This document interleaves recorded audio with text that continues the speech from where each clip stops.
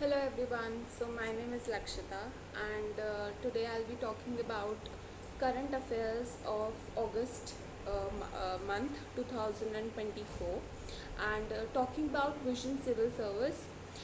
We are expert in IS and PCS and other government exam coaching.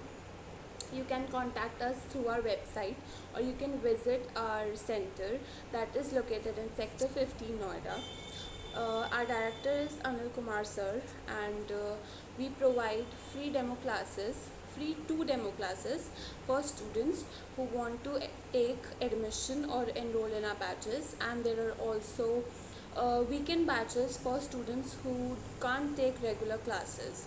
Okay, talking about current affairs, we'll discuss monthly magazine of August 2024, and we'll discuss about various topics that have been covered throughout the month of August.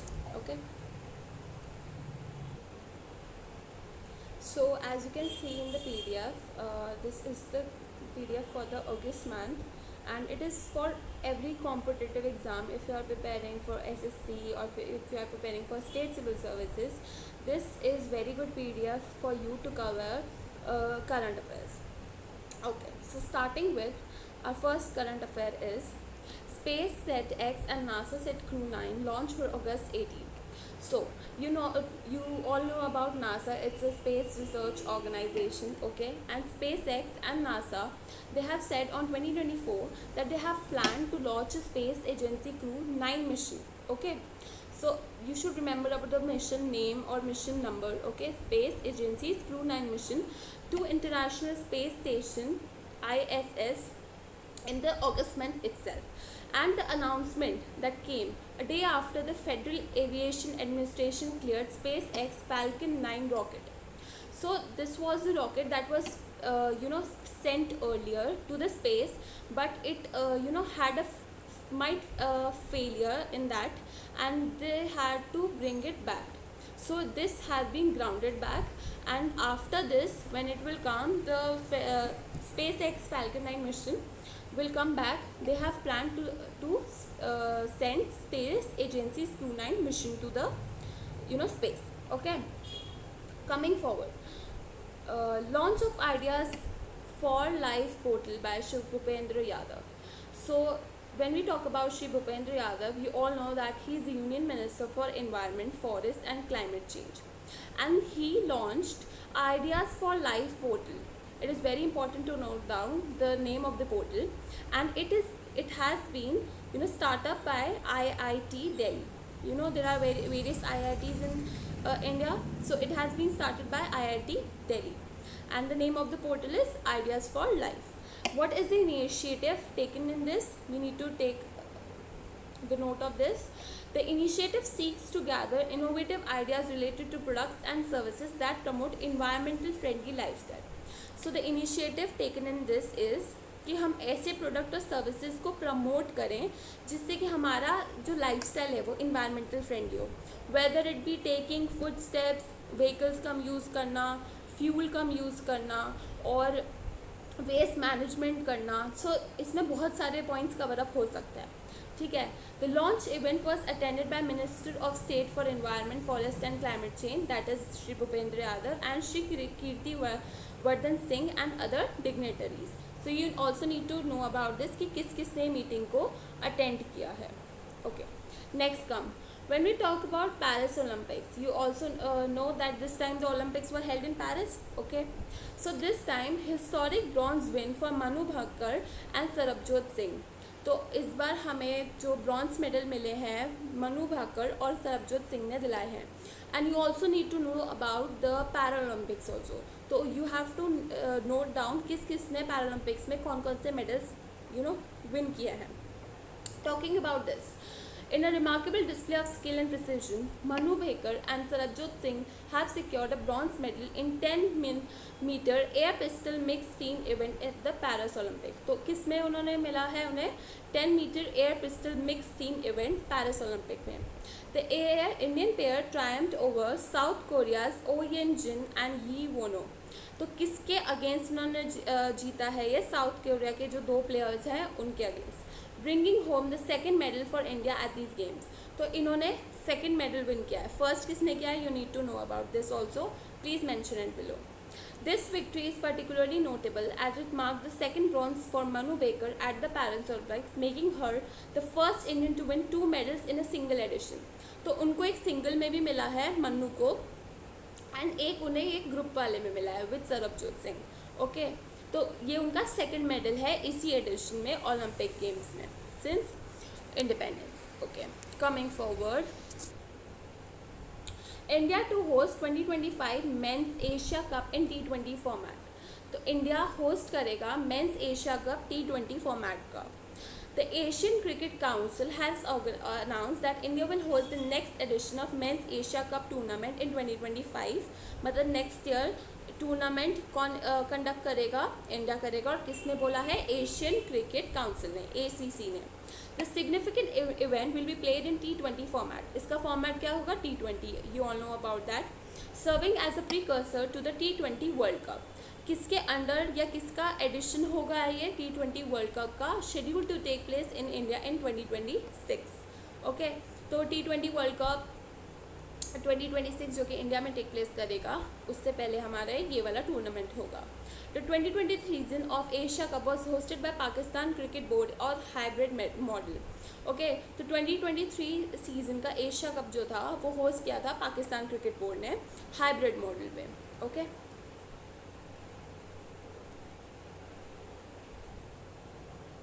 Coming forward, India destinations on time world's greatest places of 2024। तो times के बारे में तो आपको पता होगा, time एक magazine है जो कि प्रेस्टीजियस मतलब वर्ल्ड की जो ग्रेटेस्ट प्लेसेस होती है उसके बारे को हाईलाइट करती है, उसके नेम्स देती है। तो इस time magazine has highlighted 3 Indian destination in its prestigious list और वर्ल्ड्स ग्रेटेस्ट प्लेसेस ऑफ 2024। तो इस ईयर के वर्ल्ड्स ग्रेटेस्ट प्लेसेस में इंडिया की 3 डेस्टिनेशंस को लिस्ट किया गया है। You need to learn about the names of these, ठीक है। Museum of solutions and unique children museum in Mumbai, first is this one.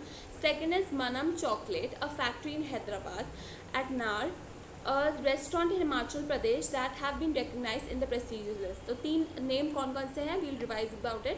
Museum of solutions, ठीक है, जो कि चिल्ड्रन का म्यूजियम है। सेकंड इज़ मनम चॉकलेट, जो कि एक फैक्ट्री है हैदराबाद में। और थर्ड है नाल, जो कि एक हिमाचल प्रदेश में एक बहुत अच्छा रेस्टोरेंट बोल सकते हैं हम उसको। ओके, तो ये 3 को हमारे टाइम की मैगजीन में लिस्ट किया गया है इंडिया की प्लेसेस को। Next, India's anti-dumping and tariff measures in 2023।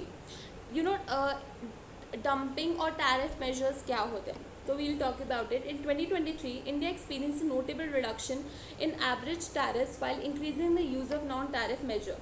According to WTO report, India's average tariff decreased to 17% from 18.1। तो इंडिया का जो टैरिफ था, ठीक है, वो कम होके 17%, जो कि 18.1% था 2022 में, वो अब हो गया 17% 2023 में। Despite this, India remained one of the top countries in initiating and imposing anti-dumping duties, second only to the US। तो US हमारा नंबर 1 पे है, सेकेंड नंबर पे एंटी डंपिंग ड्यूटीज़ में इंडिया का नाम आया है। The reduction in average tariff contrasted with an increase in anti-dumping measure and the application of other trade defense tools। तो अदर जो हमारे डिफेंस टूल्स यूज़ होते हैं, टैरिफ्स यूज़ होते हैं, उसमें इंडिया का नाम आया है। और इंडिया उसके लिए काफ़ी मेजर्स ले रहा है और अपने चीज़ों को चेंज कर रहा है, अपने मेथड्स को भी चेंज कर रहा है एंटी डंपिंग मेजर्स के लिए। Okay, next, department of atomic energy inaugurates 1 day on subscription। Okay, when we talk about the 1 day 1 subscription ODOS, it took place in July 2024 at Tata Memorial Hospital in Mumbai। Okay, ODS क्या होता है? It is a unique idea enabling Department of Atomic Energy and all units, sub-units, about 60 together under one umbrella for read and publish access to national and international research paper as well as scientific journal। तो ODS के अंदर क्या होता है कि हम बहुत सारे जैसे डिपार्टमेंट्स होते हैं उनके पब्लिश करे जाते हैं पेपर्स जो कि इंटरनेशनल या फिर किसी नेशनल इम्पोर्टेंस के होते हैं। ऐसे नहीं, हर पेपर को नहीं बोल सकते। जो पेपर्स जो कि हमारे नेशनल या इंटरनेशनल टॉपिक से रिलेट करते हैं, कोई साइंटिफिक जर्नल होगी, ऐसे टॉपिक्स को एक अम्ब्रेला यूनिट के अंदर ओडीएस के अंदर इनेबल किया जा रहा है by department of atomic energy. तो ये जो सेरेमनी थी इसको लाने के लिए वन डे वन सब्सक्रिप्शन को, ये हमारी टाटा मेमोरियल हॉस्पिटल में इनाग्रेट करी गई थी ऑन जुलाई 2024 को। तो यू हैव टू रिमेंबर कि इसमें कौन कौन सी यूनिट्स आती हैं और कौन कौन से पेपर्स इसमें पब्लिश किए जाते हैं। हर कोई पब्लिश आर्टिकल्स को इसमें इंक्लूड नहीं किया जाएगा। Okay, Indian badminton star Ashwini Ponnappa announces retirement. तो इंडिया के बहुत अच्छे बैडमिंटन प्लेयर हैं अश्विनी पोनाप्पा। इन्होंने अपना फेयरवेल अनाउंस कर दिया है to her Olympic career on July 2024 at Paris games. कहाँ पे इन्होंने अपना फेयरवेल अनाउंस किया है? एट ओलंपिक गेम्स, ओके, जुलाई 2024 में, जो कि पेरिस में हुआ था। Okay, the announcement came after she and her partner Tanisha Crasto faced their third consecutive defeat in the world's doubles competition. तो इन्होंने क्यों अपना फेयरवेल अनाउंस किया, इसका रीज़न बहुत सारे हो सकते हैं, बट ऐसा माना जा रहा है कि इनके 3 कॉन्जिक्यूटिव मतलब 3 लगातार इनके फेलियर डिफीट हो चुके हैं वुमेन डबल्स में, तो इस वजह से इन्होंने अपना फेयरवेल अनाउंस कर दिया। Ashwini 34 was participating in a third Olympics. ये थर्ड टाइम ओलंपिक्स में पार्ट ले रही थी और तीसरी टाइम इनको डिफीट मिली है। Her journey through this global sporting event has been testimony to her stamina and powerness in the sport. You know, sports के लिए stamina, power, determination, team spirit, ये सब चीज़ें बहुत इंपॉर्टेंट होती हैं।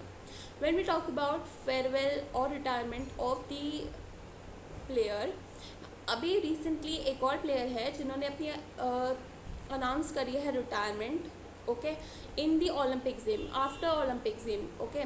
तो you have to mention the name of the player, ठीक है, and you also have to mention कि वो कौन से स्पोर्ट से रिलेट रखते हैं। Next, single national software network for PACS computerisation. The Government of India is implementing a 2,516 crore project for computerization of functional primary agriculture credit society. So we have agriculture credit societies that are initiated by the government. ठीक है, तो इसका government ने क्या implement किया है, इन्होंने एक बजट दिया है फॉर 2,516 करोड़, जिससे कि हम कंप्यूटराइज कर सकें इन सारी सोसाइटीज़ को। इससे क्या होगा कि हमारा कनेक्टिविटी अच्छे से हो सकती है, ठीक है, हम उसमें अच्छे से एनालाइज कर सकते हैं क्या क्या बेनिफिट प्रोवाइड करे जा रहे हैं, जो भी उसमें लोगों को जिनको बेनिफिशरीज़ हैं उनको, उसके बाद उसमें क्या क्या क्रेडिट हैं, उसके क्या क्या फीडबैक्स हैं, क्या क्या पॉजिटिव पॉइंट्स हैं। एंड कंप्यूटराइजेशन होने से ये भी हो सकता है कि जो बैकलॉग होता है वो कम हो जाए, ठीक है। The initiative aims to integrate PACS with the ERP based national software linking that with NABARD। NABARD you know एक हमारी ऑर्गेनाइजेशन है, एक बॉडी है, you have to know about the NABARD। तो आप मेंशन करेंगे NABARD क्या है, इसके रोल क्या है। Through state cooperative banks and district cooperative banks, ठीक है। तो इन्होंने जो इंटीग्रेट किया है PACS को, ठीक है, इन्होंने लिंक करा है उसको NABARD का थ्रू स्टेट कोऑपरेटिव बैंक्स और डिस्ट्रिक्ट सेंट्रल कोऑपरेटिव बैंक्स के साथ। As of July 2024, 25,904 PACS across 27 state and UTs are onboarded on this ERP system. तो अभी जुलाई तक की जो रिपोर्ट है हमारे पास स्टैटिस्टिक्स के अकॉर्डिंग 25,904 PACS मतलब प्राइमरी एग्रीकल्चर क्रेडिट सोसाइटीज़ हैं हमारे पास। कितने स्टेट्स और यूटीज़ में? 27, ठीक है, जो कि अभी ऑन बोर्ड हैं, जो अभी चल रहे हैं, okay. Next, Tamil epigrapher V. Vendachalam honored with prestigious V. Venkaya Epigraphy Award. So we need to remember the name. कौन है? V. Vendachalam. इनको कौन सा अवार्ड दिया गया है? V. Venkaya Epigraphy Award. तो ये क्या होता है इसके बारे में हम जानते हैं। The year 2024 marks a significant milestone in the field of Indian epigraphy as V. Vendachalam, a renowned Tamil epigrapher and historian, receives the prestigious V. Venkaya Epigraphy Award. This accolade not only recognizes Dr. Vendachalam's extensive contribution to the field, but also highlights the continuing importance of epigraphic studies. तो आप mention करेंगे कि epigraphic studies क्या होती है। And मैं इतना बता सकती हूँ कि हमारा ये हिस्टोरिकल बैकग्राउंड नो करने में बहुत हमें हेल्प करती है, ठीक है। तो ये हमें बताना है। और सेकंड, ये हमारा एक माइलस्टोन बोल सकते हैं हम इसको, जो इनको अवार्ड मिला है, मतलब इन्होंने कितना अच्छा काम किया होगा अपने फील्ड में कि इन्हें ये इस सम्मान से वो दिया जा रहा है, ठीक है। तो you need to mention about this कि एपिग्राफिक स्टडीज़ में क्या क्या होता है, okay. Next, ICG launches Suvidha software version 1.0 to enhance training protocols. ICG का फुल फॉर्म क्या है? Indian coast guard. You know Indian coast guard क्या होता है? हमारे मतलब हमारी जो इंडिया की कोस्ट लाइन है, क्योंकि हमारा पेनिनसुला है इंडिया, ठीक है, तो हमारे उसको सेफ गार्ड करने के लिए हमारे पास इंडियन कोस्ट गार्ड होते हैं। उन्होंने एक नया सॉफ्टवेयर स्टार्ट किया है जिसका नाम है Suvidha software version 1.0 during the inaugural operation sea training conference held in Visakhapatnam, Andhra Pradesh on July 2024। तो इन्होंने ये जो सॉफ्टवेयर सुविधा सॉफ्टवेयर वर्जन 1.0 इन्होंने इसको इनॉग्रेट किया है at the annual operation sea training conference, जो कि विशाखापट्टनम में हुई थी जुलाई 2024 में। अब इस सॉफ्टवेयर का काम क्या है? इससे इम्प्रूव होगा training protocols and maintain consistency across all ICG platforms. इससे कंसिस्टेंसी बनी रहेगी और उनके जो ट्रेनिंग प्रोटोकॉल्स हैं, ठीक है, उनके जो मेन पॉइंटर्स हैं, उससे ये सॉफ्टवेयर क्या करेगा? एम करेगा कि हाँ ये चीज़ें फुलफिल होंगी, ठीक है, ये प्रोटोकॉल्स फॉलो होंगे और ये जो उनके पॉइंटर्स हैं इनको हम टिक करेंगे, मतलब ये सब चीज़ें कवर अप होनी चाहिए इसके अंदर, okay. Education minister launches NAT 2.0 and disburses ₹100 crore stipends, okay. Union education minister कौन है हमारे? धर्मेंद्र प्रधान, ओके, ये तो आपको पता ही होगा। Has launch the national apprentice and training scheme, जिसको हम शॉर्ट में बोल सकते हैं NATS, national apprenticeship and training scheme, NATS। इसका 2.0 पोर्टल इन्होंने स्टार्ट किया है एंड इसके लिए इन्होंने 100 करोड़ का स्टाइपेंड भी दिया है to apprentices via direct benefit transfer. तो ये जो इन्होंने पैसे दिए हैं 100 करोड़ का स्टाइपेंड ये प्रोवाइड करेंगे इस अप्रेंटिसशिप में स्कीम में। ये कैसे देंगे इसको? डायरेक्ट बेनिफिट ट्रांसफ़र से, ठीक है, कोई ऐसे ये नहीं कि डेबिट कार्ड क्रेडिट कार्ड ये सब चीज़ें नहीं है, डायरेक्ट बेनिफिट ट्रांसफ़र से इसको प्रोवाइड किया जाएगा। अब इस इनिशिएटिव का एम क्या है? अगर हमारे पास, आपको ये ध्यान रखना, अगर हमारे पास कोई भी प्रोग्राम आता है, कोई भी नया इनिशिएटिव आता है, गवर्नमेंट की कोई स्कीम आती है, सबसे पहले तो आपको ये पता होना चाहिए किसने उसे लॉन्च किया, कौन सी बॉडीज उससे लिंक है। सेकेंडली आपको उसके एम्स पता होने चाहिए, क्योंकि मेजरली जो क्वेश्चंस आते हैं, जो सेंटेंस बेस्ड क्वेश्चन आते हैं, उसमें वो ना एम से खेलते हैं आपके साथ कि ये वाला एम आपको उसमें ना निकालना पड़ेगा कि कौन सा सही है कौन सा गलत है। तो आपको एम्स के बारे में बहुत अच्छे से पता होना चाहिए और आपको उसके बजट भी पता होना चाहिए कि किस स्कीम का कितना बजट दिया गया है, ठीक है, क्योंकि उसमें वो नंबर्स के साथ खेलते हैं और उनकी ट्रिक क्या होती है कि हर बच्चा हर नंबर तो याद करेगा नहीं, बट अगर आप एक पॉइंटर दिमाग में बना के चलोगे कि हाँ इस स्कीम का इतना नंबर था अप्रॉक्स, एक अप्रॉक्स लेके चल लो, ठीक है, और उसके एम्स तो आप अच्छे से ध्यान रखना, तो उससे आप क्या करोगे, आप एलिमिनेट कर सकते हो क्वेश्चन को और अच्छे से एनालाइज करके उसको ठीक कर सकते हो आंसर को, ठीक है। Talking about the aim, it aims to enhance employability skills for young graduates and diploma holders. इससे क्या होगा कि जो एम्प्लॉयमेंट स्किल्स होगी, ठीक है, यंग ग्रेजुएट्स की, डिप्लोमा होल्डर्स की across various sector include IT, manufacturing और ऑटोमोबाइल, वो बढ़ेगी। क्योंकि आजकल हम देख रहे हैं कि डिग्रीज तो सबके पास है बट स्किल्स बहुत कम लोगों के पास है। एंड हमारी जो न्यू एजुकेशन पॉलिसी है 2020, आप लोगों ने देखा होगा, उसमें मेजर फोकस स्किल्स के ऊपर किया गया है, क्योंकि फॉरेन कंट्रीज़ में आपने देखा होगा बुकिश एजुकेशन पे बहुत कम फोकस किया जाता है, मेजरली स्किल्स पे फोकस किया जाता है। Same it goes with this कि हम स्किल्स पे फोकस करेंगे यंग ग्रेजुएट्स के, डिप्लोमा होल्डर्स के, जैसे कि IT, मैन्युफैक्चरिंग, ऑटोमोबाइल, क्योंकि उनमें तो देखो साइंटिफिक जितने भी फील्ड्स हैं उनमें स्किल्स की बहुत ज़्यादा रिक्वायरमेंट रहती है, खाली आप बुकिश नॉलेज करके नहीं फील्ड वर्क पे काम नहीं कर सकते, तो इसका एम ये रहेगा, okay. Next, Indian army launches e-Sehat tele consultancy for veterans. The ex-servicemen contributory health scheme ECHS has introduced electronic services, e-health assistance and telecommunication, मतलब ECHAT, ठीक है, इसको हम बोलेंगे electronic services health assistance and telecommunication. इसका जो module है और जुलाई 2024 में इसको लाया गया है। इसका इनिशिएटिव क्या है? ECHS beneficiary to receive online medical consultation, देखो आजकल मेडिकल कंसल्टेशन की सबको बहुत ज़रूरत रहती है, ठीक है, बट इसका मेन पॉइंट क्या है कि आपके घर में आपको मेडिकल कंसल्टेशन ऑनलाइन प्रोवाइड कर सकते हैं, ठीक है, क्योंकि देखो हर एज ग्रुप के लिए पॉसिबल नहीं है कि वो जाके हॉस्पिटल या डॉक्टर को जाके दिखा सके। तो इससे क्या होगा कि ऑनलाइन जब मेडिकल कंसल्टेशन मिलेगी तो वो बहुत सारी चीज़ें उसके लिए बेनिफिट हो जाएंगी, हर एज ग्रुप के लिए बेनिफिट हो गए, eliminating the need to visit ECHS polyclinics. इससे क्या होगा, पॉलीक्लिनिक्स में उनको विजिट नहीं करना पड़ेगा।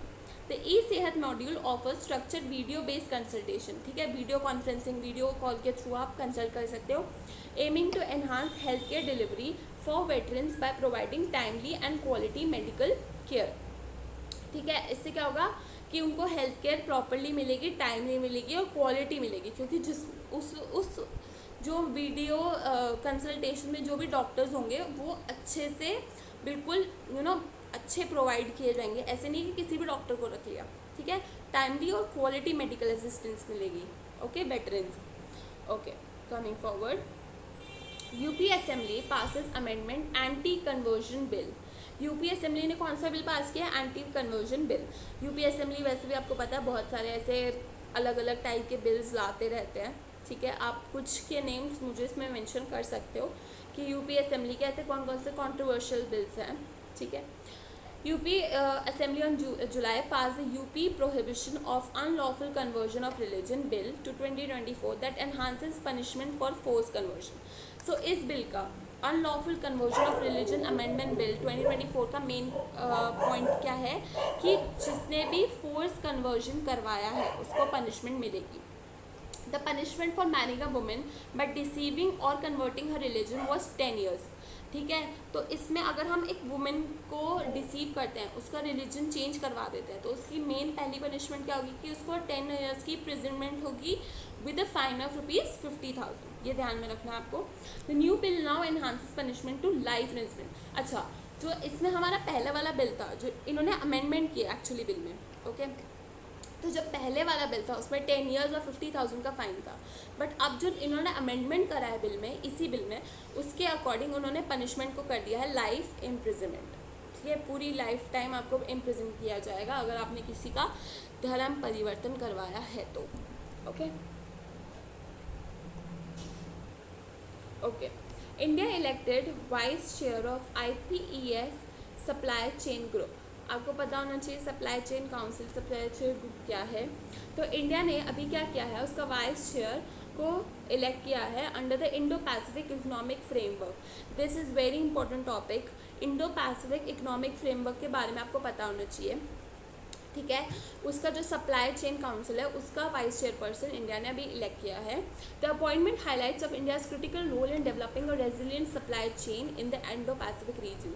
इंडिया आपको पता है एक डेवलपिंग नेशन थे, उससे बहुत आगे बढ़ रहा है, ठीक है। India soon to be developed nation कहला सकता है, ठीक है, हमारी ग्रोथ रेट अच्छी खासी बढ़ रही है, ठीक है। And when we see our supply, मतलब हम अपने अगर इंपोर्ट एक्सपोर्ट देखें, हमारा पार्टनरशिप देखें अदर कंट्रीज़ के साथ, whether it be our neighbouring countries या फिर US, रशिया या कोई भी अदर कंट्री, तो हमारा वो ग्रोथ रेट बहुत रैपिडली बढ़ रहा है। तो वैसे ही जो इंडिया का रोल है सप्लाई चेन में वो बहुत ज़्यादा है इंडो पैसिफिक रीजन में। You need to know about Indo Pacific economic partnership also, and Indo Pacific region में क्या क्या कौन कौन सी कंट्रीज आते हैं, you also need to know about this. The election part of larger agreement on supply chain resilience establish India alongside 13 other. इस India के साथ और कितने पार्टनर्स हैं इस पार्टनरशिप में, 13, okay, in shaping regional supply chain policies. तो ये जो इंडो पैसिफिक का हमारा रीजन है पूरा, इसमें जितनी भी सप्लाई होगी, ठीक है, उसकी क्या क्या पॉलिसीज़ होगी, क्या क्या फ्रेमवर्क होगा, एंड क्या क्या पॉइंटर्स होंगे जो कि हर कंट्री को माइंड में रखने हैं। दैट इज़ वेरी इंपॉर्टेंट कि हम कैसे ट्रेड करेंगे, दूसरी कंट्री को कैसे बेनिफिट होगा, और हम किसी की टेरिटरी को कभी भी उसमें घुस के दखल अंदाजी नहीं कर सकते। ट्रेड है हमने मान लिया, बट दूसरे की टेरिटरी में हमें अपना कोई रूल नहीं जमाना नहीं, हम हक नहीं जमा सकते, ठीक है। That is also important point. तो Indo Pacific economic partnership, you need to know about this, you need to study about this. Next, Swapnil Kusale secures bronze medal in 50 metre rifle 3 positions at Paris Olympics. ठीक है, स्वप्निल कुसाले को भी कौन सी मिली है, bronze medal मिला है 50 metre rifle में। 20 year old के हैं स्वप्निल कुसाले, इनको 3rd मेडल मिला है पेरिस ओलंपिक्स में। ठीक है, इनको ब्रॉन्ज मेडल मिला है, 3rd पोजीशन को ब्रॉन्ज मिलता है, फर्स्ट को गोल्ड, सेकंड को silver in 50 metre rifle 3 position finals on Thursday, adding to India's growing tally in the shooting events. ठीक है, आपको बताना है टोटल इंडिया को कितने मेडल्स मिले हैं पेरिस ओलंपिक्स में, नॉर्मल ओलंपिक्स में भी और पैरा ओलंपिक्स में भी, दोनों में बताना है आपको। India's 3rd medal 2024 Paris Olympics all in shooting before Swapnil कुसालो, मणिबिकर and Sarabjot Singh, अभी हमने ऊपर पढ़ा था, इन दोनों को भी मेडल्स मिले थे। Kusale is the 7th Indian shooter to win an Olympic medal. Kusale 3rd Indian shooter है जिन्हें मिला है, तो उनसे पहले के और कौन से शूटर्स हैं, tell me. Next, 32nd international conference on agriculture economics ICAE 2024। Okay, when we talk about international conference of agricultural economics, आपको नाम से ही पता चल रहा है एग्रीकल्चर से रिलेटेड जो भी इकोनॉमिक्स होंगे उनका एक ग्रुप होगा, उनकी एक ऑर्गेनाइजेशन फॉर्म होगी, ये मीटअप करते हैं। इस बार कहाँ मीटिंग हुई है, न्यू दिल्ली में, from August 2 to August 7 of 2024।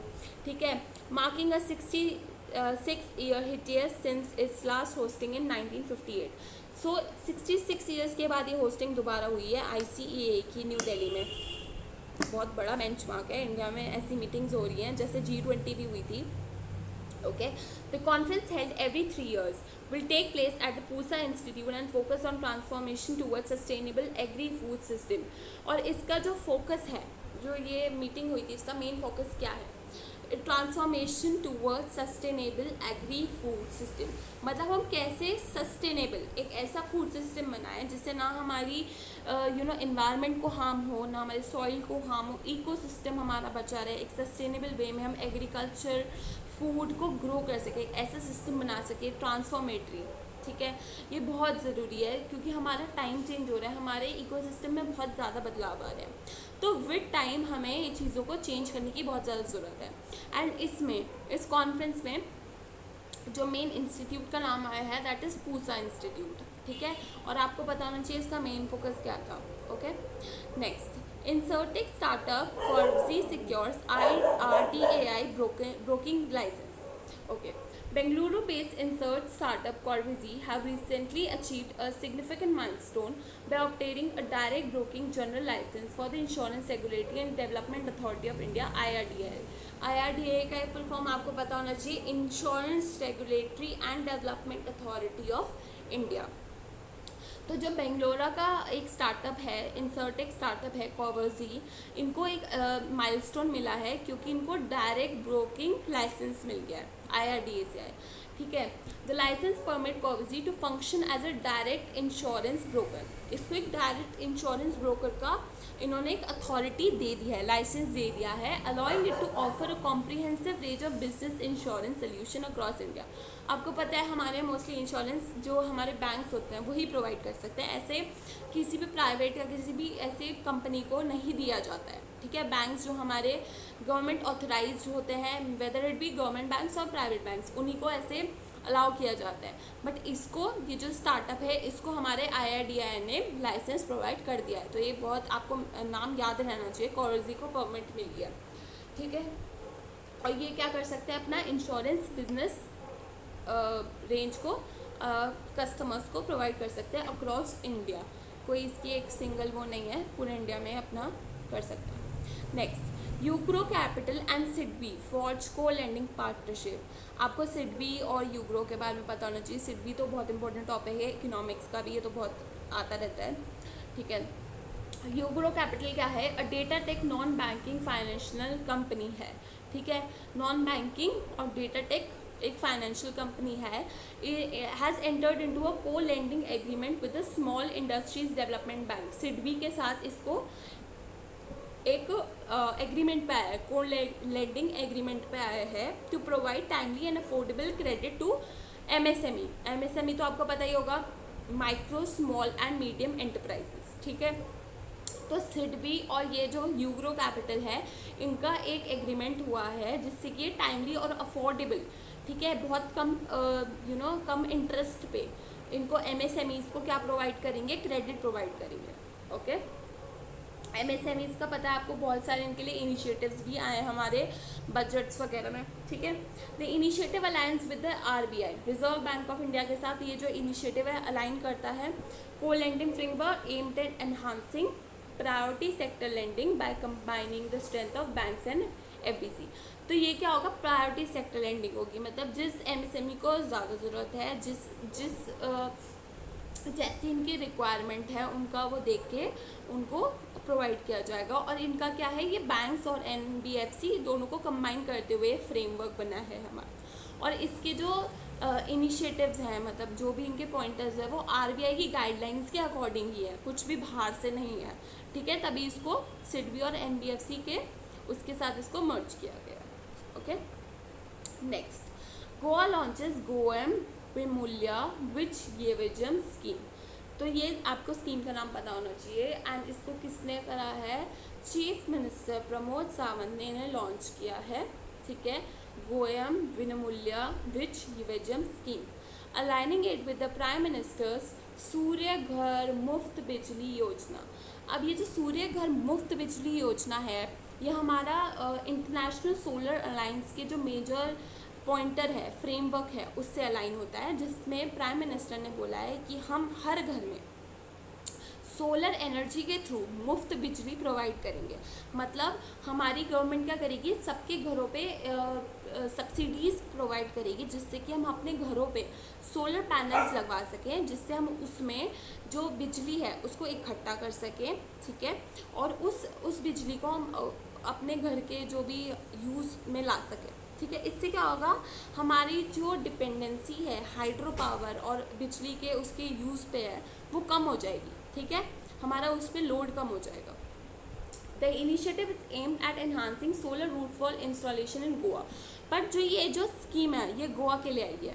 जो सूर्य घर मुफ्त बिजली योजना है तो ऑल ओवर इंडिया के लिए है, पर गोवा ने अपने अलग से ये वाली स्कीम निकाली है, ठीक है। Enabling residential household to generate their own electricity and reduce reliance on traditional power sources. Traditional power sources में आप जानते ही हैं, mostly wind power, hydro power, ये मेन दो आते हैं, थर्मल पावर भी आता है, और कुछ लोग कोल और इनसे भी बनाते हैं, ठीक है। उन चीज़ों को हम साइड करके, क्योंकि इनमें क्या होता है, देखो इसमें हमारे जो नेचुरल रिसोर्सेज है ना उसको बहुत हार्म होता है। तो अगर हम सोलर को यूज़ करेंगे, क्योंकि देखो हमारी जो कंट्री है वो इक्वेटर लाइन के पास में आती है, ठीक है। हमारे पास मोस्टली हमारी कंट्री में पूरे टाइम सन अवेलेबल रहता है, ठीक है, ठीक है। हमारा मेजर एरिया जो इंडिया का है उसमें सन अवेलेबल रहता है। तो इससे क्या होगा, जब हमारे सोलर रूफटॉप इंस्टॉलेशंस होगी तो बिजली की जो हमारी ट्रेडिशनल सोर्सेज पे डिपेंडेंसी है ऑब्वियसली वो कम हो जाएगी, ठीक है। हम खुद से अपनी बिजली उसमें स्टोर कर सकते हैं, अपनी यूज़ कर सकते हैं, ठीक है। तो डिपेंडेंसी भी कम होगी, सस्टेनेबल भी रहेगा, तो गवर्नमेंट के लिए तो अच्छा ही है, और जो लोग हैं उनके लिए भी अच्छा है, ठीक है, और इन्वायरमेंट के लिए तो है ही अच्छा, ठीक है। तो ये हमें ध्यान में रखना है। जो अब जो आगे के हैं वो हम नेक्स्ट पार्ट में डिस्कस करेंगे। आई होप आपको ये पसंद आया होगा, आपको ये सारे, और जो भी पॉइंट आपको नहीं समझा आप मेरे से डिस्कस कर सकते हैं, आप इसमें कमेंट डाउन कर सकते हैं। एंड जो भी मैंने पॉइंट्स बोले थे आपको, आप उसको पढ़ें, और जो भी मैंने आपको पॉइंटर्स बोले थे आप वो मेरे को ज़रूर मेंशन करें। Okay, thank you.